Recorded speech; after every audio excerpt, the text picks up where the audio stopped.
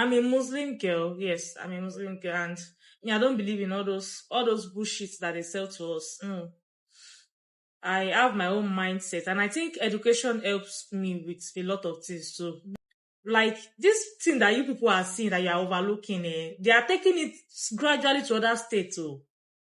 Before you know it now, they'll say no other religion except Islam. I'm a Muslim, but I'm not in support of that.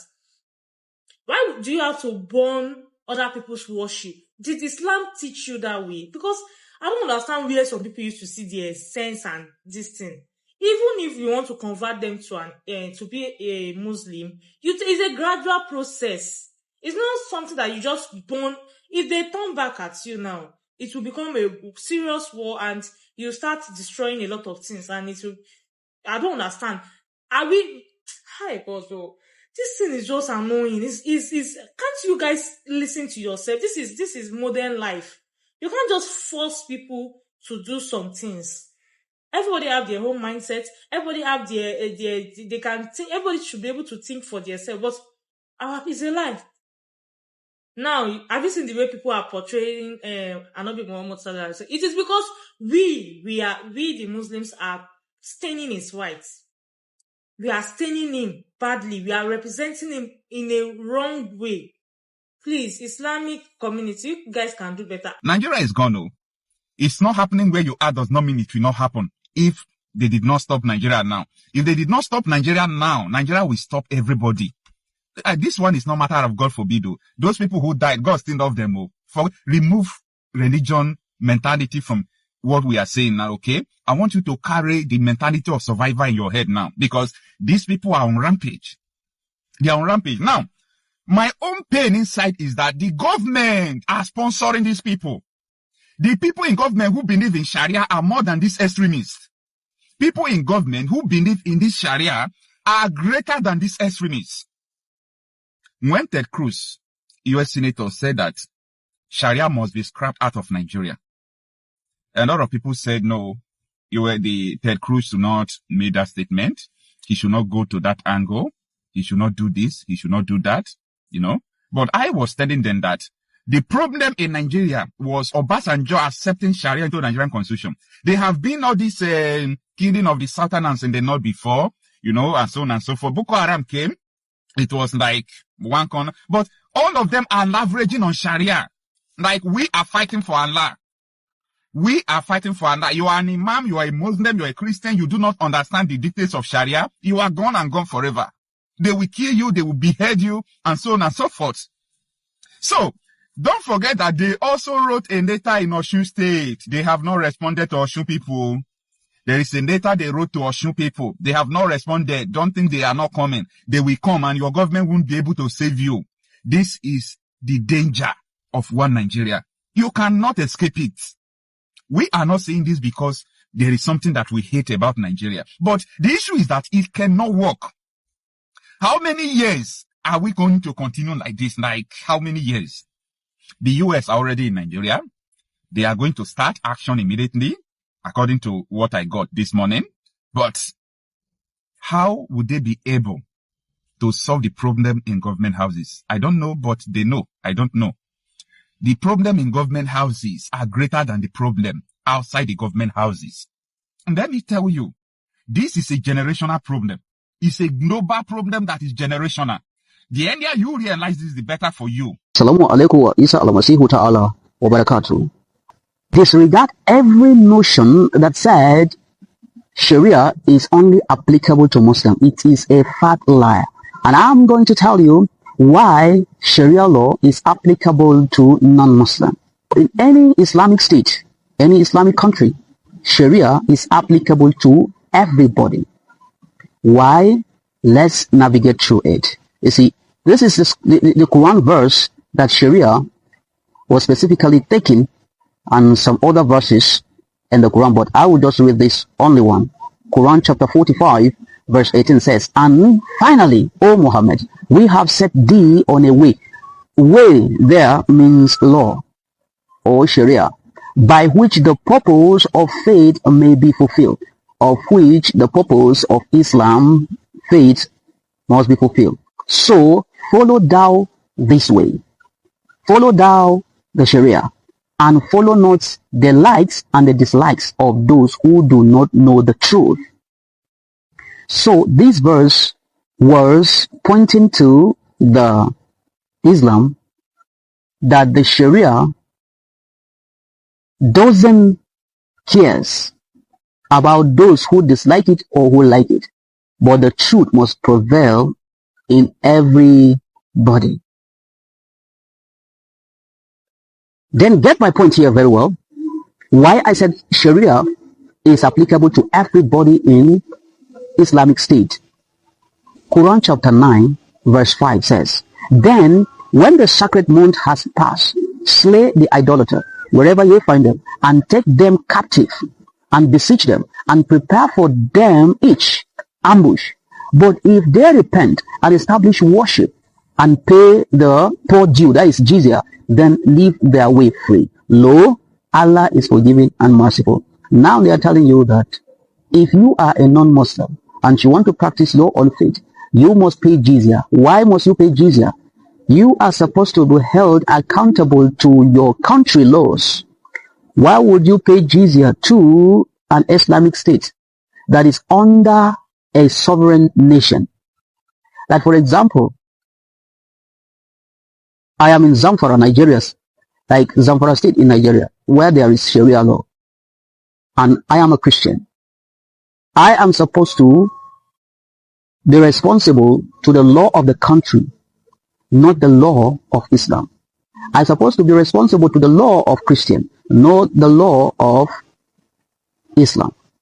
And the law of the country is sovereign over every religion laws, even though eternal law is very paramount. But in the war which we live, the country sovereignty, it matters the most than every organization. So I am supposed to respond to government, not Islamic religion. But see how it affects non-Muslim. In Zamfara state, a man and a woman should not drive in the same bike.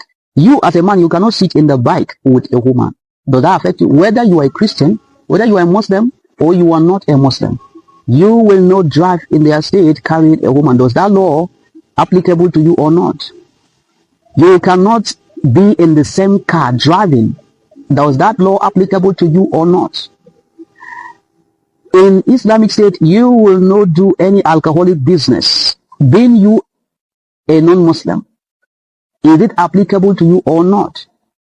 Your dressing code must change. Is it applicable to you or not?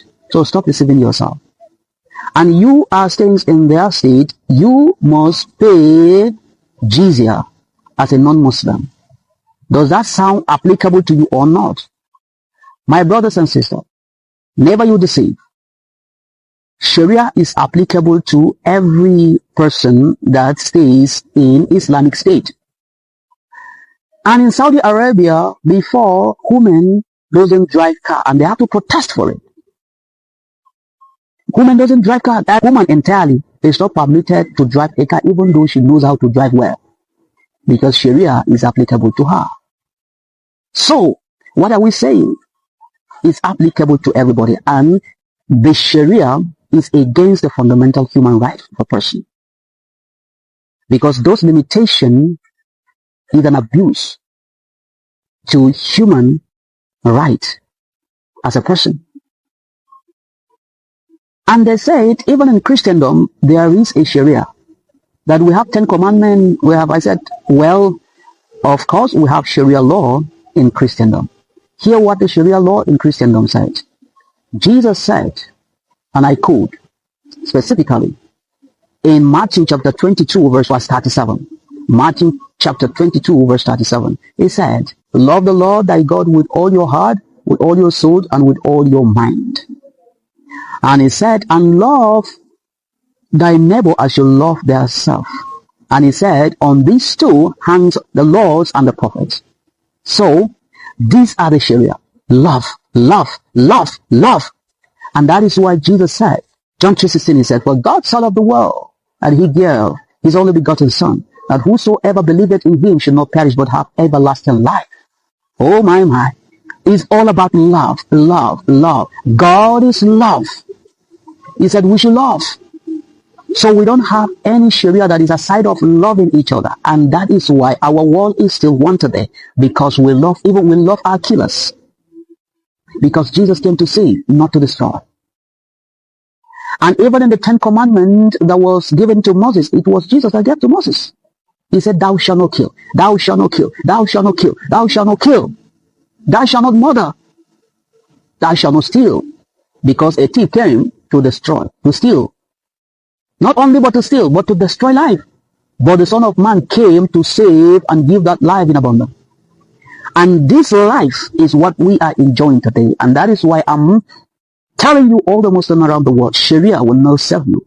It's the consequence of the extremist fanatics who want to convert the people to their own version of Islam. It's a predominantly Muslim society, and they always go there to preach and try to establish a caliphate, one that destabilizes existing structures, traditional structures, the emirs. They preach that they are not proper Muslims and all of that. So they come there every once in a while, episodically, to preach. So the chief, the head of that community, never wants them. He always says they should not preach because they are preaching a very dangerous version of Islam that is strange, that is alien to the people. So he called the attention of the authorities that these people were going to come there to preach, because they had actually written a letter to the emir there. The district head is not called an emir, he's a district head, that they were coming to preach at an unspecified time, although they knew that he never wanted them to preach in the town. So he called the attention of the authorities that these guys were coming to preach. But it turned out that someone, we are not very sure how that information got back to them, and they got really enraged. And they actually planned this attack in a way that made it impossible for a lot of people to escape. The chief of the community was lucky to not be in town when it happened, but they burned his palace, killed his wives and children, including, I learned, two female medical doctors. And when they got there, they actually called for the Maghrib prayers. And then the people, because it's an almost 100% Muslim community, a lot of people came out to pray. And then that made them sitting ducks. So these were people who are pretending to be Muslims, wanting to establish some sort of caliphate, but they used the Islam itself as a bait to get the people to come in large numbers. And then they had people stationed in strategic places in case they were escaping or in case security forces were coming, and murder them in huge, huge numbers.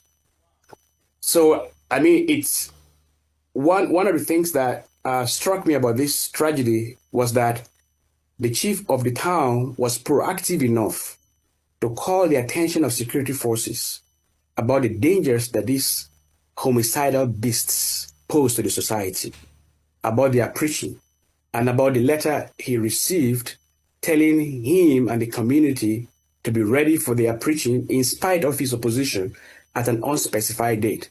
Yet, no one proactively took any action to dislodge these people. And it saddens me that we react only after tragedies have occurred. Right now, I just got in touch with someone from that community, and they are telling me that the numbers of deaths that now they are discovering, because it's actually two communities, and the people are run into the bushes to try to escape, and they follow them into the bushes and shot them point blank. And as they're recovering more and more dead bodies, they think that the numbers could exceed or at least be close to 300. So it's a tragedy of monumental proportion.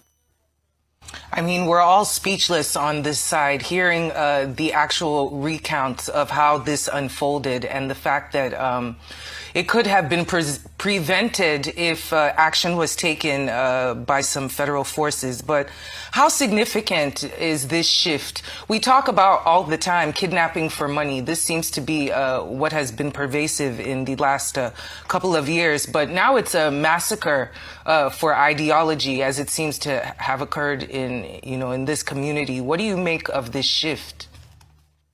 Well, it's not actually a shift. With these multiple security breaches exist, and they come in different forms. We still have the bandits there who kidnap for money, who are animated by pecuniary motivations. And you still have these terrorists who are animated by extremist ideologies, who think that they can establish an emirate or a caliphate that runs on their own understanding of how Islam is supposed to be. And they typically target predominantly Muslim societies to do this. They have had no success in Borno and Yobe and those other places. And this is not the first time they've actually been around. From my inquiries from the community, they have existed in the forest for years. Initially, they were not violent, but they created their own community there. They have their own equivalent of an emir there, and had not been violent to the community. But people saw that they were stockpiling weapons. Although they lived in the forest, and hadn't done anything to anyone, they were stockpiling weapons, and people got scared. And so they called the attention of security forces to the presence of these elements in the forests. I think that was the first time that a major violence erupted. For calling the attention of security forces of their existence there, they massacred people in the community in their hundreds. That didn't make it to the news at the time because it competed with, I think, other horrible stories coming from other parts of the country. I have no idea why that didn't make it to the national news, but this is not the first time. It's just the first time that it has made to the national news. So, but at the same time, we still have bandits operating in that same community who kidnap people for money. And the terrorists is not just this so-called Mahmuda. We also have the Lakurawa. So it's not just one sect of terrorists we have. From my analysis and findings, at least 3 who are like competing for prominence, for presence in that community. And it's particularly clement because it's a forest, it's isolated, it's sparsely populated, and there's very little government presence. Hi, welcome back. What happened for Kwara recently? This person you guys are seeing here is one of the eyewitness who was there when everything happened, even when the letter was given to the Kwara people. This man was aware of it. He is here narrating how everything happens. Although when we were saying that the extremists want to take over Nigeria, no one believes. Even the first lady who talked here, she's a Muslim too, and she said that she's not happy with the way most of you guys are staining the Muslim people with bad name in the name of Sharia. You know that this Sharia of a thing is what that is making the Muslim people to be stained, because most of them who don't go to school, even though you tell them, they will not understand.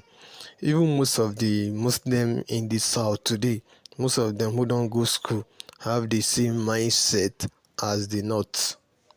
Because you cannot tell me, there is something that happens in Awoshi recently, where some set of Muslim went and burn a place or a community of some persons that says that they don't want Sharia. You see what we are seeing here? When we say that this thing is gradually coming to the South, a lot of persons were saying something, but it has even come.